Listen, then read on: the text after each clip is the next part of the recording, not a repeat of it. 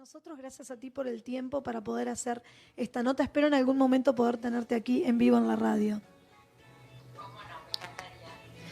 Bueno, nos pareció súper interesante poder hacer esta nota, María, porque toda esta situación de pandemia durante el 2020 y en lo que va del 2021 nos ha mostrado, nos ha mostrado la vulnerabilidad de muchas personas, de todos nosotros.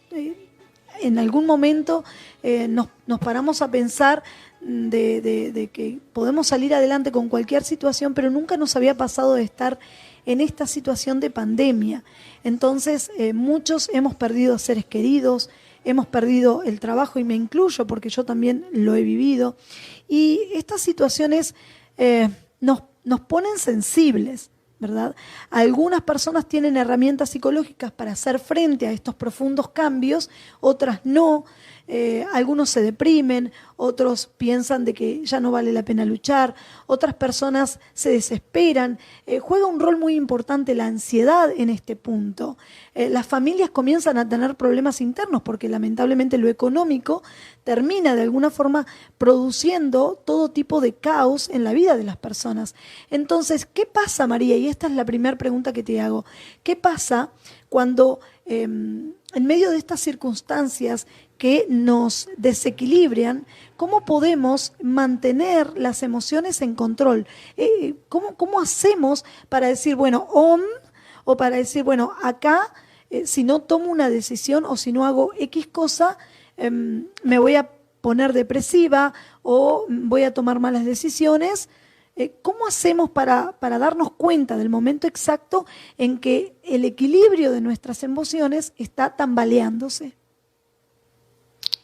Una excelente pregunta, Carolina. Muchísimas gracias. Para empezar, el primer punto es un poco comprender qué son las emociones. Muchas veces se habla de las emociones como energía emocional.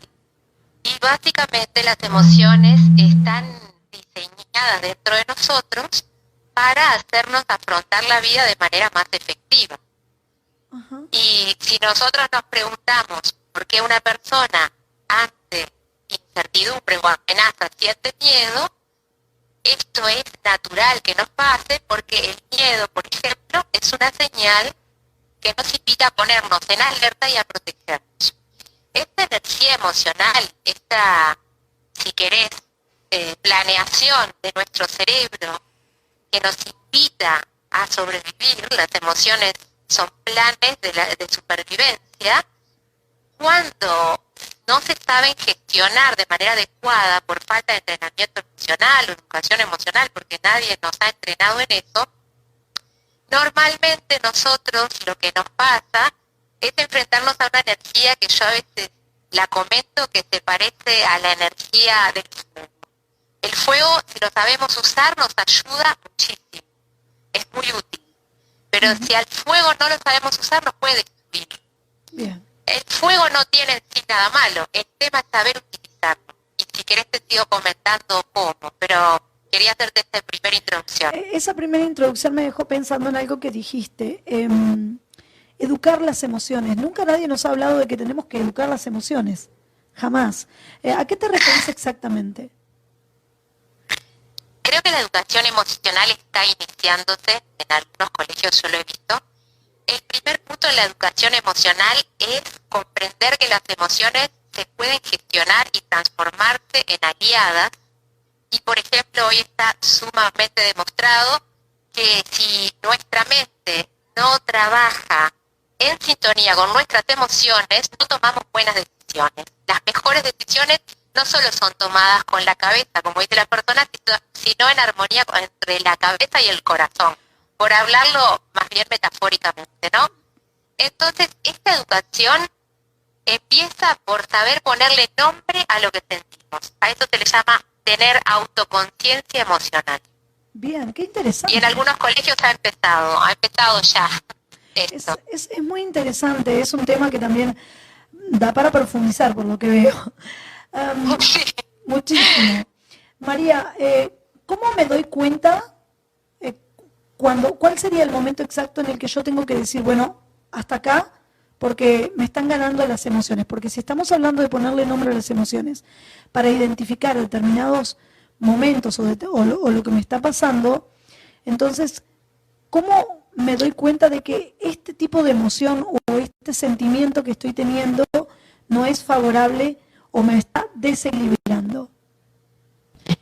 Lo que se llama la descompensación emocional, que me imagino que es a lo que vos te referís con el desequilibrio, Exacto. En realidad es una descompensación que surge porque en nuestro cerebro un área que está regulando el balance de las sustancias que se lanzan a nuestro cuerpo a partir de las emociones, en el cerebro esa área no está siendo regulada. Entonces, simplemente salen reacciones como las que las personas dicen descontroladas. Por ejemplo, La no ansiedad, sé, por ejemplo. le grité a pico, le cierro la puerta a alguien y le grito. O sea, cosas que pueden llevar a alguien a hacer actos que no son racionales. Y eso es justamente porque la persona, cuando no sabe gestionar sus emociones, reacciona como todos los animales reaccionan, de tres formas. Los animales normalmente, emocionalmente, o atacan, o huyen, o se paralizan. Bien. Y nosotros hacemos lo mismo. Y podemos descompensarnos, algunas personas se descompensan atacando, descargando frente a otros, o incluso agrediéndose a sí mismos. Algunas personas huyen de la emoción, significa la reprimen, cuando alguien se siente mal y hace fuerza y no lo muestra. Y otras personas se paralizan o anestesian, te dicen no me pasa nada, no me pasa nada, no me pasa nada, y luego a veces hasta tienen una enfermedad física a partir de tanto tiempo decir no me pasa nada. A eso nosotros le llamamos una desregulación emocional, tanto si la persona ataca como si niega su emoción o la anestesia. Y eso es desequilibrio. El desequilibrio emocional entonces puede originar enfermedades. También, claro, mucha represión emocional, eso está bastante estudiado por algunas culturas más que por la nuestra, pero más o menos creo que todos muchas veces hemos relacionado como un fuerte enojo y sostenido puede terminar en un dolor de cabeza, incluso a veces en una úlcera, o sea, creo que hay bastante también. Información ahora, ¿no? En alergias también he escuchado que algunos, la ansiedad, por ejemplo, genera que la persona realice una alergia generalizada. Si querés podemos hablar específicamente de la ansiedad. Dale, contame. O un poco del miedo, porque como estamos trayendo el tema de la pandemia... Es que yo creo que esta pandemia nos ha puesto a todos muy ansiosos. Ansiosos por la falta de trabajo, ansiosos por cuidar mi trabajo, ansiosos porque los chiquilines no están yendo a clase, ansiosos porque empiezan las clases, ansiosos porque viene la vacuna, ansiosos porque no sabemos si va a ser efectiva o no. Creo que tenemos ansiedad por todo. Mira, si hacemos como un resumen de lo que venimos viendo hasta ahora, la emoción entonces básicamente está codificada en nuestro cerebro, nuestra energía emocional, para ayudarnos a sobrevivir. Y desde ese lugar, nuestra falta de educación en gestión emocional hace que de repente reaccionemos y nos desequilibremos. Si aprendemos a gestionar inteligentemente las emociones, una de las primeras a poder gestionar inteligentemente es el miedo. La ansiedad es un estado de ánimo que surge normalmente por miedo al futuro. Por eso la persona que está ansiosa quiere saber ya, ahora, lo que va a pasar, porque pronostica hacia el futuro que puede pasar algo que tenga una mala consecuencia. Entonces la ansiedad simplemente es producto de una alerta que se genera en nosotros por un pronóstico negativo en el futuro. O sea, yo quiero que esto pase de la mejor manera, pero como no sé lo que va a pasar, a veces me imagino lo peor y empieza todo el sistema de miedo a activarse. En el miedo la persona activa la mente para buscar soluciones y si no sabe hacerlo bien, se puede tornar en falta de sueño, preocupación constante, mal humor, pero hay herramientas para gestionar inteligentemente esa preocupación y ese pronóstico. A eso iba. ¿Cómo podemos nosotros, o cuáles serían esas herramientas para para gestionar las emociones. Que me llama la atención la palabra gestión de emociones, cuando siempre, o por lo menos yo, he participado de algunos cursos donde nos dicen control de las emociones, y tú venís con el término gestión de emociones. ¿Cuál es la diferencia entre control y gestión? Buena pregunta, excelente pregunta. El control supone la idea de que yo puedo controlar. O sea, lo que está ahí va a depender de lo que yo haga. Lo que yo sienta depende de mí. Sin embargo, muchas veces lo que yo siento depende de la mayor parte de mi programa inconsciente. Entonces no depende de mi voluntad lo que yo siento. Mi sensación, mi disparador del miedo, depende de muchísimas cosas, no solamente de mi voluntad consciente. Por eso no hablamos de control. Lo que yo puedo hacer, sí, con el miedo que siento, es gestionarlo, darle un uso eficiente a esa energía que está llegando emocional. Y a eso se le llama gestionar la energía, porque básicamente no voy a poder controlar de no sentir el miedo. Lo que necesito hacer es gestionar el miedo que siento. Es increíble lo que nos estás compartiendo, la verdad es que esta nota es maravillosa, me encanta.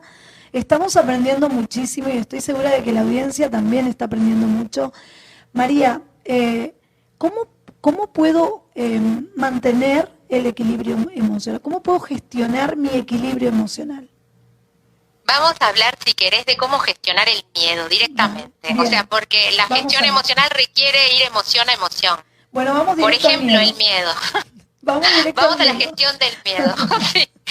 Primero, la palabra miedo da miedo. Entonces, el primer paso de la gestión es esto de poder decir qué estoy sintiendo. Ajá. Y cuando yo siento temor, ansiedad, inquietud, preocupación, hay personas que dicen nerviosismo, el nombre que quieras, cuando siento miedo, el primer paso es lo que se llama autoaceptación emocional. Acepto que siento miedo. Soy un ser humano vulnerable y el miedo es una señal que me indica hay peligro, hay riesgo. Si la persona puede dar ese primer paso, tengo miedo, estoy preocupado, estoy inquieto, estoy nervioso, hay cosas que quiero saber y no sé, y esto es normal que me pase, entonces la segunda etapa es la autorregulación. Autorregulación. ¿Y cómo se hace una autorregulación del miedo?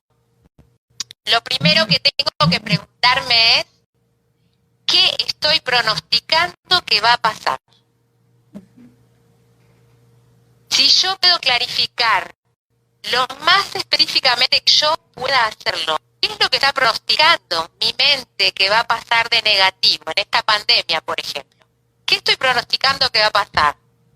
No sé, te pongo un ejemplo. Alguien puede decir que me voy a quedar sin trabajo. Ese es el primer paso, se llama identificar la amenaza. Y la idea es que una vez que identificas la amenaza, la puedas dimensionar. El segundo paso es dimensionar la amenaza. Significa... El tercer paso.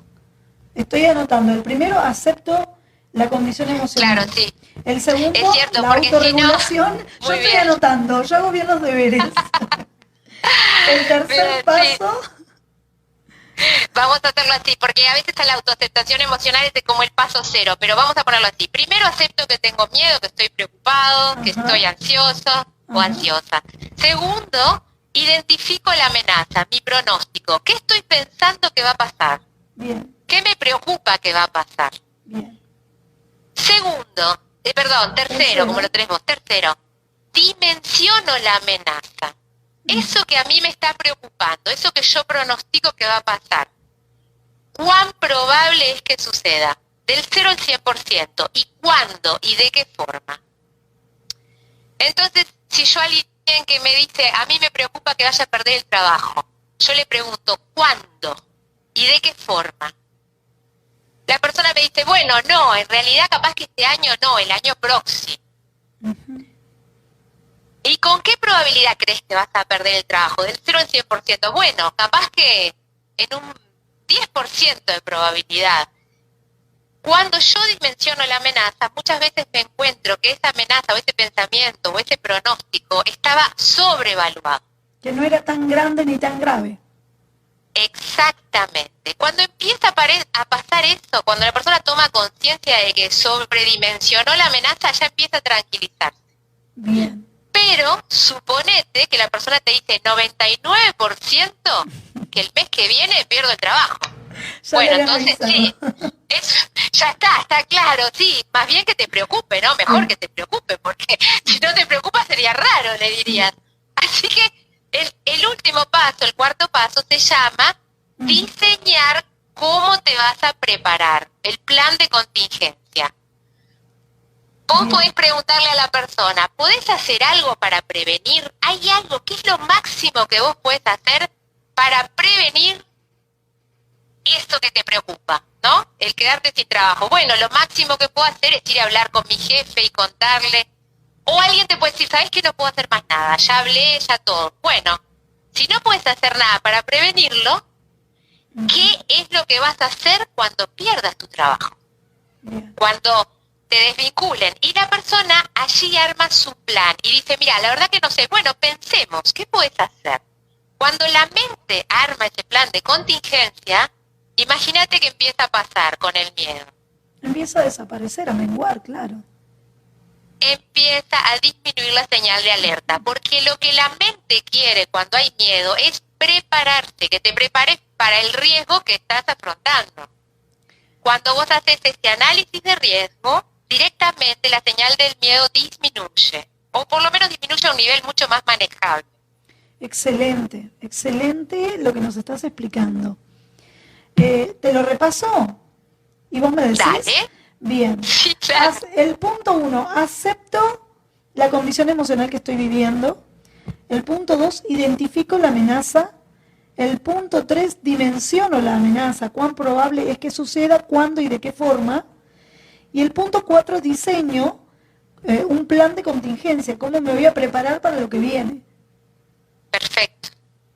Es excelente lo que nos acabas de compartir. Yo creo que tenemos algunas preguntas, María, que van a ir en las redes sociales para que tu Bien. equipo pueda responderlas. Perfecto. La última pregunta que te quiero hacer, y después le voy a Sí. pasar a mi compañera Marita, a la co-conductora, para ver si ella tiene alguna pregunta. Estábamos hablando de por qué y cómo, ¿verdad? Con el tema de las emociones. Ahora yo te pregunto, ¿para qué? ¿Para qué necesito hacer esto? Porque creo que si no aprendemos a gestionar de manera adecuada esta energía emocional tan importante, nos vamos a destruir. Excelente. María Pardo, Marita, ¿tenés alguna pregunta para María? Yo creo que ha sido muy específica, muy clara con el objetivo de esta preguntando. Y sin duda que nos está enseñando mucho, estamos aprendiendo mucho, tanto tú como yo, como la audiencia en general. Sí. Y me gustaría preguntarle a María por qué frente a situaciones así somos tan frágiles, tan débiles y a veces esto nos lleva a tomar esas actitudes o esas decisiones que la mayoría de las veces son drásticas. ¿A qué se debe? Puede verse a muchas cosas. Las actitudes drásticas no necesariamente son del momento. Puede haber una acumulación emocional o un estrés residual de la persona que ya viene trayendo, o incluso problemas orgánicos, ¿sí? Pero básicamente el tema es que con falta de autogestión emocional, la tensión interna empieza a acumularse. Y cuando uno tiene un estrés constante o una tensión interna, luego no es tan fácil hacer esta autorregulación. Por eso, además de poder comprender cómo es la autorregulación, hay que entrenarla.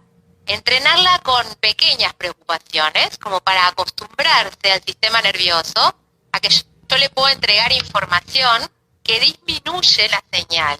Y luego, cuando estoy entrenado, bueno, vienen preocupaciones más altas y estoy preparada. Si yo no tengo ningún entrenamiento emocional, es muy difícil, porque en zona de estrés o alerta, que el sistema nervioso pueda reaccionar tan fácil. Excelente. María, ¿ustedes en la escuela tienen algún curso para aprender a gestionar las emociones? Porque por ahí tenemos en la audiencia gente que está escuchando y que quiera participar de algún curso. Sí, claro que sí. En nuestra página www.trascender.uy tenemos un curso diseñado que se llama Inteligencia Emocional para la Vida, justamente para Justamente. esto. En Excelente. época de pandemia lo impartimos y hace años que lo estamos impartiendo, pero realmente ha sido muy útil para muchas cosas. De hecho, es útil para mi vida y yo aplico lo mismo que les estoy compartiendo en mi propia vida, ¿no? Excelente. O sea que la gente puede comunicarse a la página y ahí se informa directamente sobre el curso de Inteligencia Emocional para la Vida. Tal cual. María Pardo, muchas gracias por tu tiempo y por esta nota. Seguramente te vamos a convocar nuevamente para una nueva nota. Excelente lo que nos acabas de compartir, aprendimos muchísimo contigo. Muchísimas gracias, Carolina y Marita. Para mí fue un gusto compartir con ustedes. Un saludo grande para ti y nos comunicamos más tarde. Martín. Muchas gracias.